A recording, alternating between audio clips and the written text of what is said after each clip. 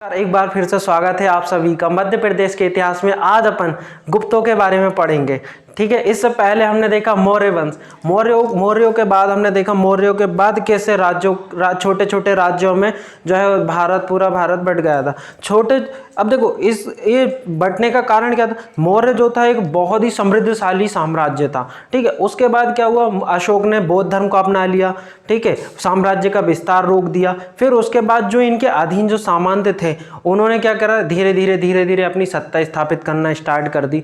फिर हम देखते हैं कि इसके बाद शुंग होते हैं। शुंग क्या होता है, शुंग एक ब्राह्मण वंश था। हमने देखा था पुष्यमित्र शुंग जो था इस वंश का संस्थापक था। हमने देखा कि ये ब्राह्मण थे, ब्राह्मण धन को प्राश्रय दिया। ठीक है, इसके बाद फिर हम देखते हैं कि हिंदू यूनानी शासकों का जो है भारत पर आक्रमण हो जाता है। ठीक है, तो भारत के जो इतिहास में फिर एक नवीन परिवर्तन आता है जिसमें शक, पहला और कुषाण जैसे जिनके बारे में हमने पढ़ा था। ठीक है, अब फिर हमने देखा था कुषाण वंश में कौन हुए, कनिष्क हुआ। फिर कनिष्क ने कैसे कैसे अपने साम्राज्य को बढ़ाया, जिसमें हम क्या अब देखेंगे कि गुप्त वंश कहाँ से स्टार्ट होता है, गुप्त कौन थे, ये किस रीजन में इनका शासन था। ठीक है, अब देखो तो गुप्त वंश कौन थे। तो सबसे पहले क्वेश्चन आता है कि गुप्त वंश कौन थे। तो ये गुप्त वंश जो थे ना कुषाणों के अधीन थे, कुषाणों के सामंत थे। ठीक है, गुप्त वंश जो थे वो सामंत थे। किसके सामंत थे? कुषाणों के सामंत थे। अब गुप्त वंशों का उदय किस क्षेत्र में हुआ था? तो सर्वप्रथम गुप्तों का उदय जो हुआ था वो यूपी वाला एक क्षेत्र है जिसे हम कौशाम्बी के नाम से जानते हैं। ठीक है, जिनका उदय कहाँ हुआ था? तो कौशाम्बी उत्तर प्रदेश वाले क्षेत्र में इनका उदय देखने को मिलता है। सर्वप्रथम इनकी जानकारी का एक महत्वपूर्ण स्रोत है जिसे हम वायु पुराण के नाम से जानते हैं। किसके नाम से? वायु पुराण के नाम से। वायु पुराण में बताया गया है कि इस वंश में कौन कौन से शासक हुए और इनका साम्राज्य वगैरह किस तरह से फैला था।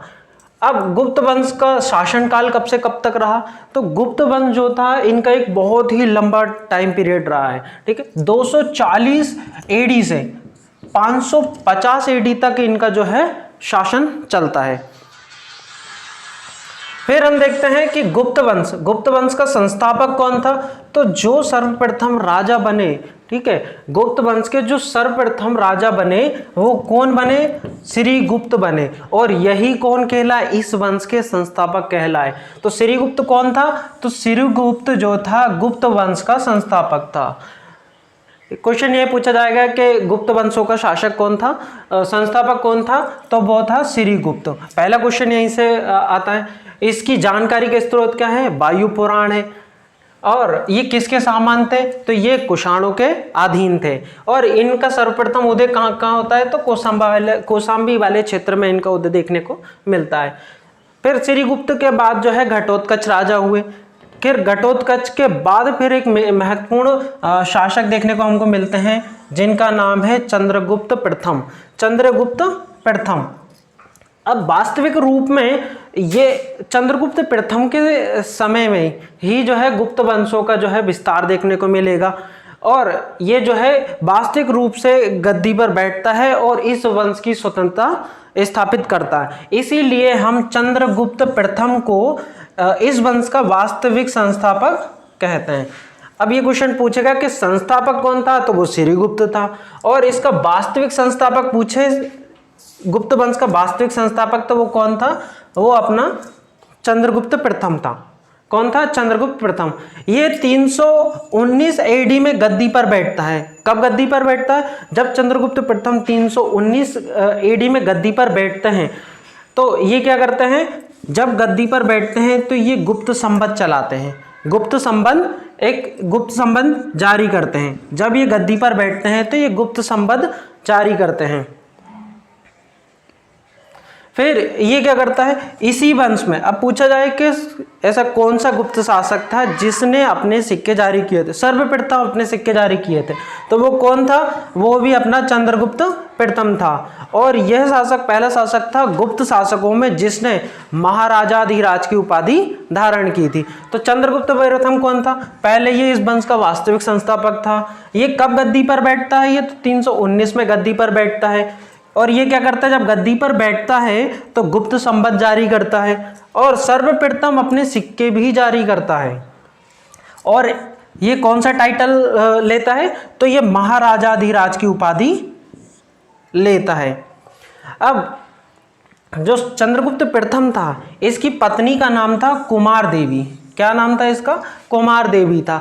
और इनका एक पुत्र था जिसको हम समुद्रगुप्त के नाम से जानते हैं। ठीक है, समुद्रगुप्त को हम जानते हैं कि इसका जो अभियान था, जो बहुत बड़े क्षेत्र पर इसने जो कब्जा कर लिया था और वहां पर अपना अधिकार स्थापित कर लिया था।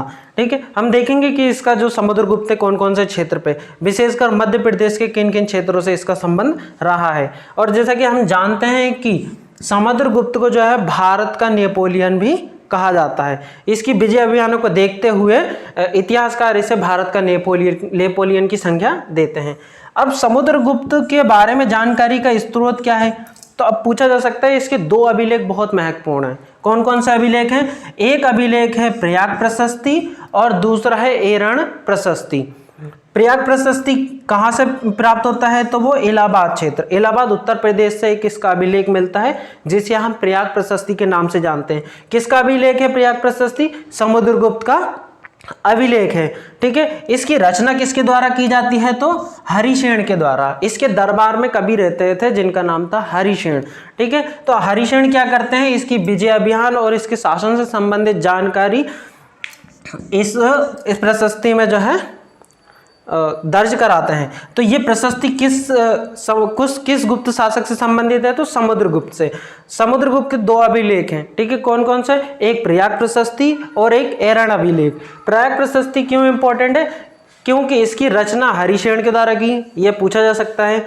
और इसी में बताया गया है कि समुद्रगुप्त ने उत्तर भारत के 12 राज्यों पर अपना अधिकार स्थापित कर लिया था। और इसके जो अभियान थे, इसके अभियानों की जानकारी भी हमें इसी में मिलती है। किस में मिलती है इसके अभियानों की जानकारी, पूछा जाए तो प्रयाग प्रशस्ति में समुद्रगुप्त के अभियानों की जानकारी हमें देखने को मिलती है, जिसमें बताया गया है कि समुद्रगुप्त ने उत्तर भारत के 12 राज्यों को विजित कर लिया था। अब मध्य प्रदेश के कौन कौन से क्षेत्रों पर समुद्रगुप्त ने जो है अपना अधिकार स्थापित किया था, तो एक विदिशा के राजा थे जिनका नाम था सनकानिक। क्या नाम था, विदिशा के एक राजा थे सनकानिक, जिनको समुद्रगुप्त ने अपने अभियानों के दौरान इसको भी हराया था। एक खरपरिक जाति थी, ये दमोह वाले क्षेत्र में थी। ठीक है, तो पूछ सकते हैं कि खरपरिक जाति थी, ये दमोह वाले क्षेत्र में थी, इसका संबंध किस वंश के दौरान रहा है, तो ये गुप्तों के समकालीन थी ये जाति। और इस जाति को भी जो है समुद्रगुप्त ने हराया था। ठीक है, एक ढाबाल थे, तो इनको भी, ये त्रिपुरी वाले क्षेत्र में थे इनका शासन, तो इनको भी जो है समुद्रगुप्त के द्वारा हराया गया था। तो समुद्रगुप्त ने मध्य प्रदेश के कौन कौन से क्षेत्र के राजाओं को हराया था, सनकानिक जो कि विदिशा के राजा थे, एक जाति थी खरपरिक जाति जो दमोह वाले क्षेत्र में थी, जिसको भी समुद्रगुप्त ने हराया था, डाभाल जो कि त्रिपुरी के थे, इनको भी समुद्रगुप्त ने अपने अभियान के दौरान हराया था। समुद्रगुप्त के बारे में देख लिया हमने, कौन सी एक प्रशस्ति देख ली, कौन सा एक अभिलेख देख लिया हमने, प्रयाग प्रशस्ति देख ली। अब इसका एक और अभिलेख है जो कि बहुत महत्वपूर्ण है, एरण अभिलेख। इसका सीधा सीधा संबंध मध्य प्रदेश से है। एरण प्रशस्ति कहाँ से मिलता है, तो यह मध्य प्रदेश के सागर जिले से एरण प्रशस्ति की प्राप्ति होती है। यह भी किससे संबंधित है, तो यह भी समुद्रगुप्त से संबंधित है। इसमें भी हमें समुद्रगुप्त के बारे में जानकारी देखने को मिलती है। पहली जानकारी, एरण प्रशस्ति में बताया गया है कि जो पृथु और जो राघव राजा थे, जिसकी तुलना जो है समुद्रगुप्त की तुलना इन राजाओं से की जाती है। किन किन राजाओं से, पृथु और राघव, इन राजाओं से बताया गया है कि समुद्रगुप्त इतना शक्तिशाली था इन राजाओं के समान। इसी एरण प्रशस्ति में बताया गया है कि उस टाइम जो एरण था इसको जो है भोगनगर की संज्ञा दी जाती है। ठीक है, उस समय ये एरण जो बहुत प्रसिद्ध हो गया था, तो इसी को जो है एरण प्रशस्ति में इसका भी वर्णन हमें देखने को मिलता है कि एरण को समुद्रगुप्त के समय में जो है इसको भोगनगर कहा जाने लगा था। अब एरन प्रशस्ति में और बताया गया है कि समुद्रगुप्त जो था अपने जो जीवन के अंतिम समय में यह एरण में, मतलब एरण में था। तो पूछ सकते हैं कि जो समुद्रगुप्त था अपने जीवन के अंतिम समय में किस स्थान पर ठहरा था, तो वो था एरण, और ये मध्य प्रदेश के सागर जिले में स्थित है।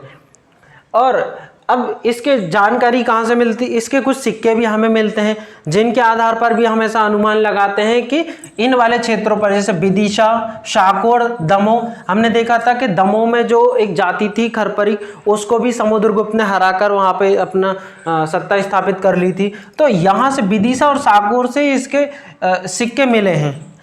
अब इसका नाम जो है कांच नामक शासक के रूप में यहाँ पे इसके सिक्के मिलते हैं। ठीक है, अब इतिहासकार बताते हैं कि जो कांच शासक है वही समुद्रगुप्त है। ठीक है, समझ में आया? देखो, विदिशा, शाकोर, विदिशा में, और शाकोर जो कि एक स्थान है दमोह में है, यहाँ से कांच नामक शासक के सिक्के हमें प्राप्त होते हैं। और इतिहासकार इसका संबंध ऐसा बताते हैं कि ये समुद्रगुप्त ही था। ठीक है, कौन था? तो इतिहासकार बताते हैं कि ये समुद्रगुप्त ही था। अब समुद्रगुप्त के बाद फिर जो है गद्दी पर कौन बैठता है? रामगुप्त बैठता है। कौन बैठता है? रामगुप्त।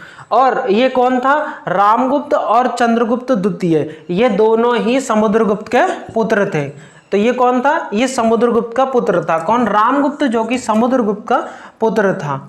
इसके सिक्के जो है मध्य प्रदेश के विदिशा वाले क्षेत्र से हमें प्राप्त होते हैं। और इसका एक अभिलेख मिलता है। क्या मिलता है? एक अभिलेख, बहुत प्रसिद्ध अभिलेख है इसका, जो कि विदिशा के दुर्जनपुर से हमें देखने को मिलता है। तो पूछ सकते हैं कि दुर्जनपुर अभिलेख किस शासक का है? तो वो रामगुप्त का है। इसके सिक्के कहाँ से मिले हैं? तो इसके सिक्के विदिशा से हमें प्राप्त होते हैं। इस राजा के बारे में कोई खास ज़्यादा जानकारी है नहीं है मध्य प्रदेश के संदर्भ में। ठीक है, अब शाकोर, दमोह से जो है 3 शासकों के सिक्के मिलते हैं हमको। ठीक है, एक समुद्रगुप्त के मिलते हैं, एक चंद्रगुप्त के, और कुमारगुप्त के। तो शाकोर इसलिए प्रसिद्ध हो जाता है कि यहाँ से 3 गुप्त शासकों के सिक्के हमें प्राप्त होते हैं। कौन कौन से शासक हैं? समुद्रगुप्त, चंद्रगुप्त और कुमारगुप्त। अब ये पूछा जा सकता है कि शाकोर कहाँ पर है? तो शाकोर कहाँ पर है? मध्य प्रदेश के दमोह जिले में स्थित है। ठीक है, देखते हैं हमने क्या क्या देखा है इसमें। गुप्त वंश देख लिया हमने। गुप्त वंशों में ये कौन थे? कुषाणों के सामान थे। वायु पुराण में इनकी जानकारी मिलती है। कौशाम्बी में इनका सर्वप्रथम उदय होता है। इस वंश का संस्थापक श्रीगुप्त था। सॉरी, इस वंश का जो संस्थापक था वो श्रीगुप्त था। श्रीगुप्त के बाद घटोत्कच हुआ, फिर घटोत्कच के बाद चंद्रगुप्त प्रथम हुआ। चंद्रगुप्त प्रथम के बारे में हमने देखा कि इसने ही सर्वप्रथम साम्राज्य का विस्तार किया और अपने साम्राज्य को समृद्धशाली बनाया। इसीलिए हम इसको जो है इस वंश का वास्तविक संस्थापक कहते हैं। ठीक है, जब ये गद्दी पर बैठता है तो गुप्त संबंध जारी करता है, और यही सर्वप्रथम गुप्तकालीन जो सिक्के थे उनको जारी करने का श्रेय इसको जाता है। महाराजा धीराज की उपाधि भी धारण करता है। फिर इसकी पत्नी थी कुमार देवी, जिससे इसका पुत्र का जन्म हुआ, जिसका नाम था समुद्रगुप्त। समुद्रगुप्त के 2 अभिलेख देखे थे, एक प्रयाग प्रशस्ति और एरण अभिलेख। प्रयाग प्रशस्ति मिलता है इलाहाबाद से, जिसकी रचना हरिशरण के द्वारा की जाती है, जिसमें बताया है कि समुद्रगुप्त ने उत्तर भारत के 12 राज्यों को जीत लिया था।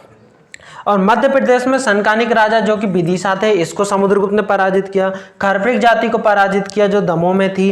डाबाल त्रिपुरी में थे, इनको भी इसने पराजित किया।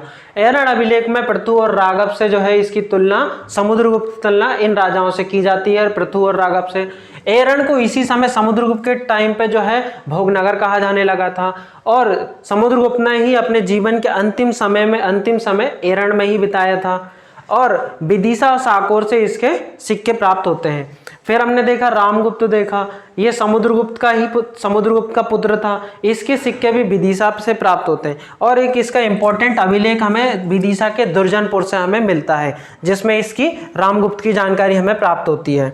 अभी हम आगे देखते हैं इसके बारे में।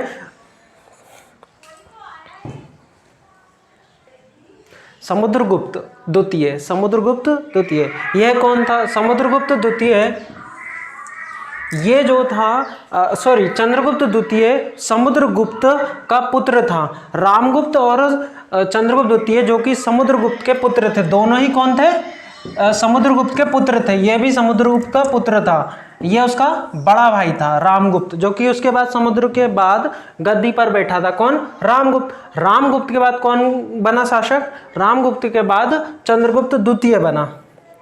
अब देखिए इसकी एक कहानी है, बहुत ही इंटरेस्टिंग कहानी है, देखते हैं। देखो अपन ने पहले पढ़ा था कि जो शक शासक थे रुद्र सिंह तृतीय, उन्होंने क्या करा था, इस पर आक्रमण कर दिया था, रामगुप्त पर आक्रमण कर दिया था, जिसमें ये रामगुप्त क्या होता है, पराजित हो जाता है। रुद्र सिंह तृतीय जो कि शक शासक थे और शक वंश के अंतिम शासक भी थे वही। तो रामगुप्त द्वितीय जब पराजित हो जाता है तो रुद्र सिंह तृतीय इस पर क्या रखते हैं, ये हार जाता है तो एक शर्त रखते हैं इससे। तो इसकी एक पत्नी थी, बड़ी खूबसूरत थी, जिसका नाम था ध्रुव देवी। अब वो क्या करता है कि भाई तेरी पत्नी को तू अब मुझे दे दे, मतलब मेरे पास भेज दे, ऐसी शर्त रखी थी रुद्र सिंह तृतीय ने, जो कि शक शासक थे। तो रामगुप्त हार जाता है। तो अब इस बात से इसका भाई जो था चंद्रगुप्त द्वितीय क्या हो जाता है, क्रोध में आ जाता है और बोलता है भैया तुम भाभी को ऐसे कैसे भेज सकते हो, ठीक है। तो फिर क्या करता है कि सबसे पहले तो ये किसको पराजित कर देता है, ये अपने भाई को ही उल्टा देता है।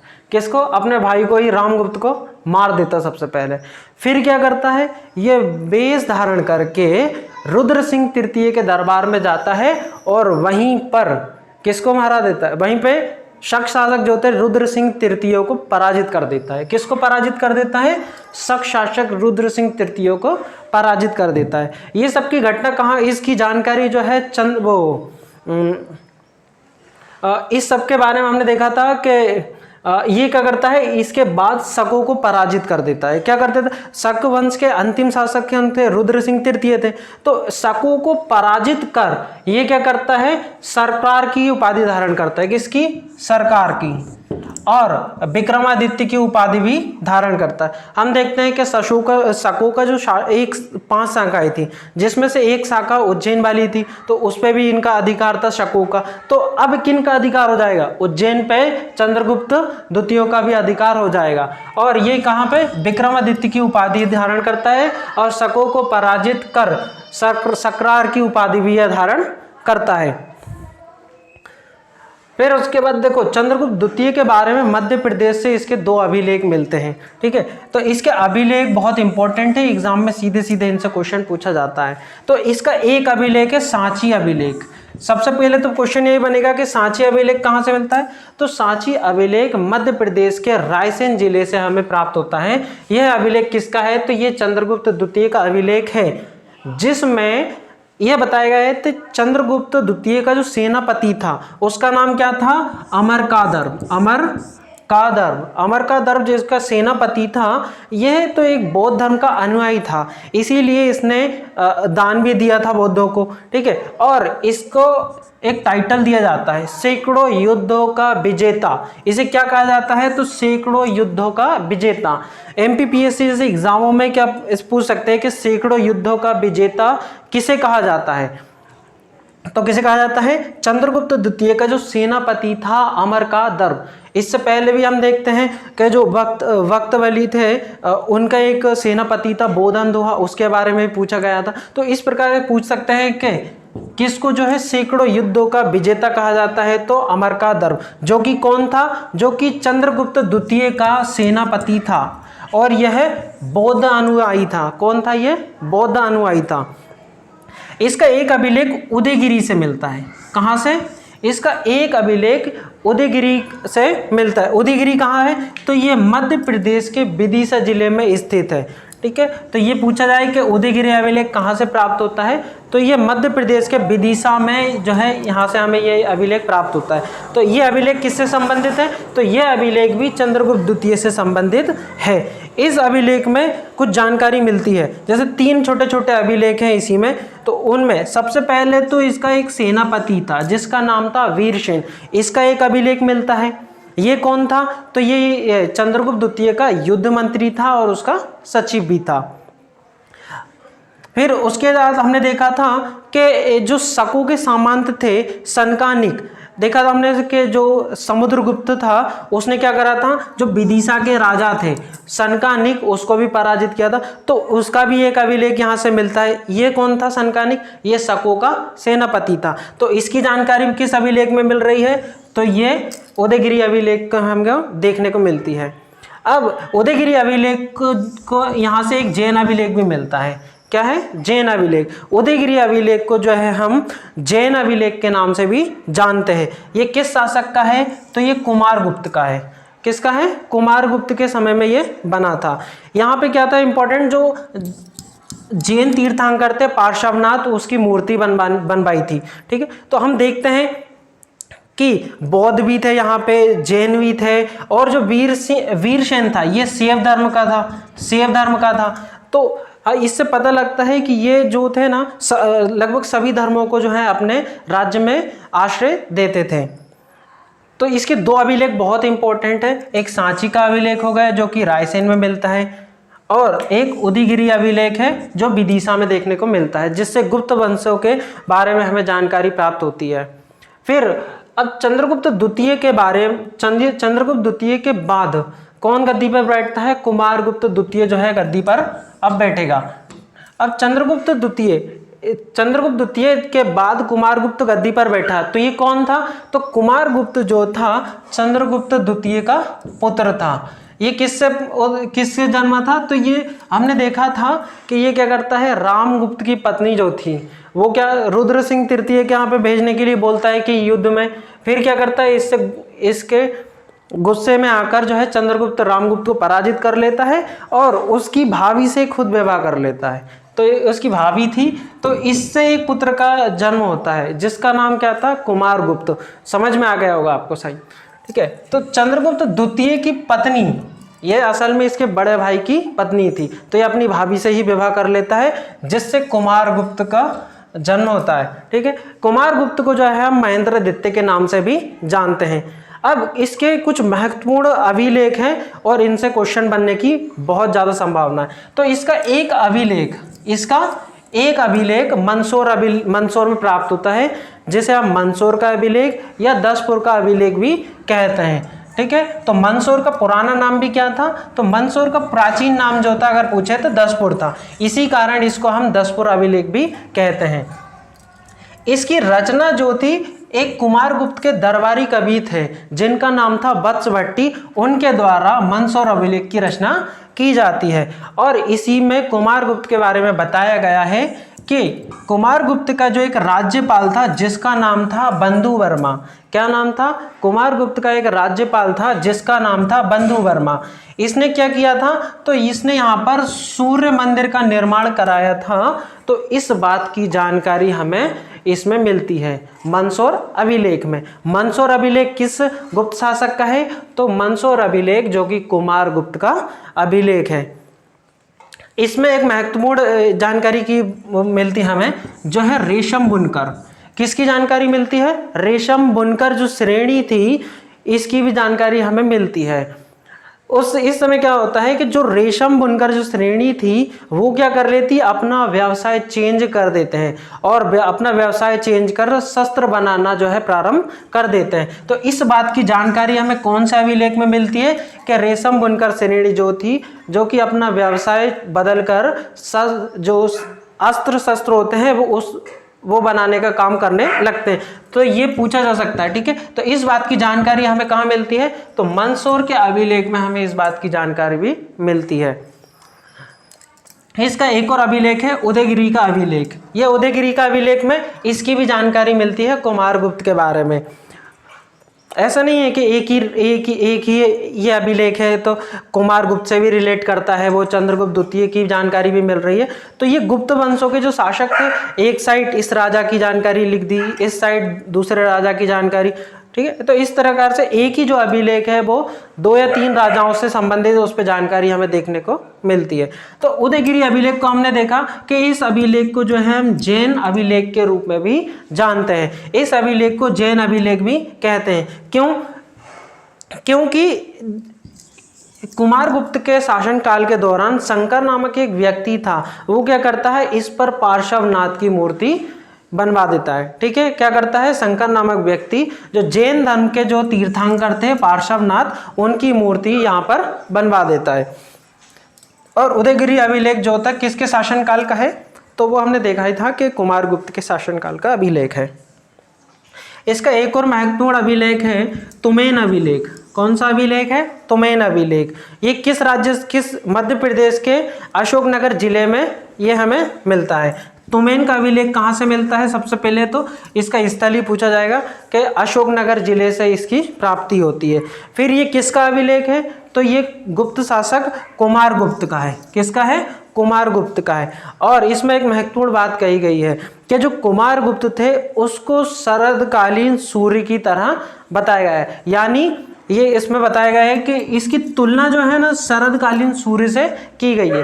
अब क्वेश्चन बनेगा कि शरदकालीन सूर्य की तरह या शरदकालीन सूर्य की तुलना किस गुप्त शासक से की जाती है या किसकी की जाती है, तो वो उसका आंसर होगा कुमारगुप्त। और इस बात की जानकारी कहाँ मिलती है, तो इस बात की जानकारी जो है तुमेन अभिलेख में मिलती है, जो कि अशोकनगर जिले से हमें प्राप्त होता है। अब इसके बाद देखते हैं कि कौन कौन से गुप्त शासक हुए। अब कुमारगुप्त का पुत्र था स्कंदगुप्त। कुमारगुप्त का पुत्र कौन था, स्कंदगुप्त हुआ। तो अब कुमारगुप्त के बाद गद्दी पर कौन बैठेगा, तो कुमारगुप्त का पुत्र जो था स्कंदगुप्त अब गुप्त वंश का शासक बनेगा। ठीक है, तो कुमारगुप्त का पुत्र था स्कंदगुप्त, जो कि कुमारगुप्त के बाद अब गद्दी पर बैठेगा। अब ये क्या था, तो ये जो गुप्त वंश का अंतिम महान शासक था, ये क्या था, गुप्त वंश का अंतिम महान शासक था। ध्यान से देखिएगा, अंतिम शासक नहीं था, ये अंतिम महान शासक था। इसके बाद भी राजा होंगे पर वो इतने शक्तिशाली नहीं होंगे जितना कि इससे पहले के राजाओं का प्रभाव रहा है और जितना उन्होंने साम्राज्य का विस्तार किया है। तो ये कौन था, कुमारगुप्त का पुत्र था स्कंदगुप्त, जो कि गद्दी पर बैठता है और यह गुप्त वंश का अंतिम महान शासक होता है। ठीक है, ये क्या करता है, ये जो हुण शासक थे, हुण शासकों को ये क्या करता है, बुरी तरह से अपने राज्य से खदेड़ देता है, उनको पराजित कर देता है। कौन, हुण, स्कंदगुप्त। तो ये पूछा जाएगा कि सर्वप्रथम हुणों को किस गुप्त शासक ने पराजित कर उन्हें खदेड़ दिया था, तो स्कंदगुप्त ने हुणों को बुरी तरह पराजित कर भगा दिया था। ठीक है, अब स्कंदगुप्त के कुछ अभिलेख भी मिलते हैं हमको। तो स्कंदगुप्त का एक सूपिया स्तंभ लेख मिलता है। क्या मिलता है, इसका सूपिया स्तंभ लेख का संबंध किस गुप्त शासक से है, तो सूपिया स्तंभ लेख का संबंध जो कि स्कंदगुप्त से है। ठीक है, ये पूछा जाए कि किस स्थान से प्राप्त होता है, तो मध्य प्रदेश के रीवा जिले से स्कंदगुप्त का एक अभिलेख प्राप्त होता है जो कि सूपिया स्तंभ लेख है। इसमें बताया गया है कि गुप्त वंश का आदि राज घटोत्कच है। जैसे हम देखते हैं कि गुप्त वंश था, उसका संस्थापक श्रीगुप्त था, किंतु इसमें बताया गया है कि गुप्त वंश का जो आदि राज था वो घटोत्कच था। ठीक है, तो किस वंश, किस स्तंभ लेख से इसकी जानकारी मिलती है हमें, तो सूपिया स्तंभ लेख है जो कि स्कंदगुप्त का है और ये मध्य प्रदेश के रीवा जिले से इसकी प्राप्ति होती है। तो इसमें बताया गया है कि गुप्त वंश का आदि राज घटोत्कच को कहा गया है। इसका एक और अभिलेख हमें मिलता है जो कि इसका ताम्रपत्र अभिलेख है, तो इसे हम इंदौर ताम्रपत्र अभिलेख के नाम से जानते हैं। तो ये पूछा जाए कि ये इंदौर का ताम्रपत्र अभिलेख किस गुप्त शासक का है, तो यह भी गुप्त शासक का अभिलेख है। कौन, तो इसके दो अभिलेख हो गए, एक सूपिया स्तंभ लेख जो कि रीवा से मिला है इसका स्कंदगुप्त का, दूसरा इंदौर ताम्रपत्र अभिलेख जो कि स्तंभगुप्त का एक अभिलेख है, ये इंदौर से प्राप्त होता है। और ये कहाँ से मिला था, हमें रीवा से मिला था। और इसकी एक महत्वपूर्ण विशेषता क्या थी, तो इसने क्या किया था, हुणों को बुरी तरह पराजित कर दिया था, किंतु हुणों का आक्रमण बाद में भी जारी रहेगा। अब इसके बाद स्कंदगुप्त के बाद एक शासक बनते हैं जिनका नाम है पुरुगुप्त। क्या नाम है, पुरुगुप्त। अब इनके संबंध में इनकी ज़्यादा जानकारी हमें मध्य प्रदेश के संदर्भ में नहीं मिलती हैं, तो इनको हमें नहीं पढ़ना है पुरुगुप्त को। पुरुगुप्त के बाद फिर बनते हैं शासक कौन, बुधगुप्त। पुरुगुप्त के बाद कौन शासक बनेंगे? पुरुगुप्त के बाद बुधगुप्त जो है गुप्त वंश के शासक बनेंगे। अब बुधगुप्त की जानकारी कहाँ मिलती है? तो बुधगुप्त की जानकारी हमें एरण से प्राप्त एक अभिलेख से मिलती है। ठीक है, तो बुधगुप्त की जानकारी हमें कहाँ से मिलती है? एरण, जो कि मध्य प्रदेश के सागर जिले में स्थित है, उस वहां से प्राप्त अभिलेख से हमें बुधगुप्त की जानकारी मिलती है। अब बुधगुप्त जो थे एक विस्तारवादी शासक थे। इन्होंने जो मध्य प्रदेश के कुछ क्षेत्र थे उनके जो राजाओं थे उनको अपने अधीन बनाकर रखा था या अपने सामंत बनाकर रखा था। तो इसके बारे में यही पूछा जा सकता है कि बुधगुप्त के टाइम पे मध्य प्रदेश के बुंदेलखंड के परिव्राजक जो थे वो भी बुधगुप्त के अधीन थे। इसी तरह रीवा के जो लक्ष्मण थे वो भी बुधगुप्त के अधीन थे। और माहिष्मती के जो सुबंधु थे, माहिष्मती के सुबंधु भी किसके अधीन थे? बुधगुप्त के अधीन थे। तो बुंदेलखंड के परिव्राजक और रीवा के लक्ष्मण और माहिष्मती के सुबंधु, ये तीनों ही ये कहाँ के थे? ये मध्य प्रदेश से संबंधित है। और ये किसके अधीन रहे थे? तो ये गुप्त शासक बुधगुप्त के अधीन थे। बुधगुप्त के बाद नरसिंहगुप्त बालादित्य जो है अब गद्दी पर बैठेंगे। ठीक है, तो इनकी एक महत्वपूर्ण विशेषता थी कि इन्होंने भी हुण शासक जो मिहिर कुल था उसको पराजित किया था। तो ये क्वेश्चन पूछा सकता है कि हुण शासक मिहिर कुल को किसने पराजित किया था? तो हुण शासक मिहिर कुल को नरसिंहगुप्त बालादित्य ने पराजित किया था। इससे पहले हमने देखा था कि स्कंदगुप्त जो था इसने प्रथम जो हुण आक्रमण हुआ था उसको असफल किया था, हुणों को पराजित कर दिया था। और ये क्या था? इसने नरसिंहगुप्त बालादित्य ने जो हुण शासक थे मिहिर कुल काफी पराक्रमी शासक थे, इनको पराजित कर दिया था। किसको? तो क्वेश्चन बनेगा कि नरसिंहगुप्त बालादित्य ने किस हुण शासक को पराजित किया था? तो वो उनका नाम है मिहिर कुल। नरसिंहगुप्त बालादित्य के बाद भानुगुप्त गद्दी पर बैठते हैं। ठीक है, भानुगुप्त के बारे में सबसे महत्वपूर्ण जानकारी हमें किससे मिलती है? तो एरण का अभिलेख है जिसका निर्माण भानुगुप्त के द्वारा करवाया गया था। इसमें क्या मिलता है? सबसे पहले सती प्रथा का अगर लिखित साक्ष्य कहीं से मिलता है तो वो एरण कहाँ पर स्थित है? तो एरण सागर, मध्य प्रदेश के सागर जिले में स्थित एक स्थल है जहाँ से एरण अभिलेख की प्राप्ति होती है। ये एरण अभिलेख किसका है? तो ये भानुगुप्त का अभिलेख है। इसमें क्या मिलता है हमें? सती प्रथा का प्रथम जो है लिखित साक्ष्य हमें इसी अभिलेख में देखने को मिलता है। और इसी में क्या मिलता है कि हुण आक्रमण की जानकारी भी हमें भानुगुप्त के दौरान जो हुण आक्रमण हुए थे उसकी जानकारी भी हमें एरण अभिलेख में देखने को मिलती है। तो एरण अभिलेख बहुत इंपॉर्टेंट हो जाता है हमारे लिए। मध्य प्रदेश के सागर जिले से ये मिलता है और ये किस शासक का है? तो ये भानुगुप्त का है, गुप्त शासक भानुगुप्त का एक अभिलेख है। अब देखते हैं कि सती प्रथा का किस तरह से क्या हुआ उसके बारे में जानते हैं। तो हम जानते हैं कि जो चीनी आक्रमणकारी कौन थे? हुण शासक थे। ये कहाँ से थे? ये चीन के थे। तो ये लगातार भारत पर आक्रमण करते रहते थे। हमने देखा कि स्कंदगुप्त के टाइम पे भी हुणों का आक्रमण हुआ, फिर उसके बाद नरसिंहगुप्त बालादित्य के टाइम पे भी हुआ जिन्होंने मिहिर कुल को पराजित किया। भानुगुप्तों के टाइम पे भी जो है इनने आक्रमण किया था।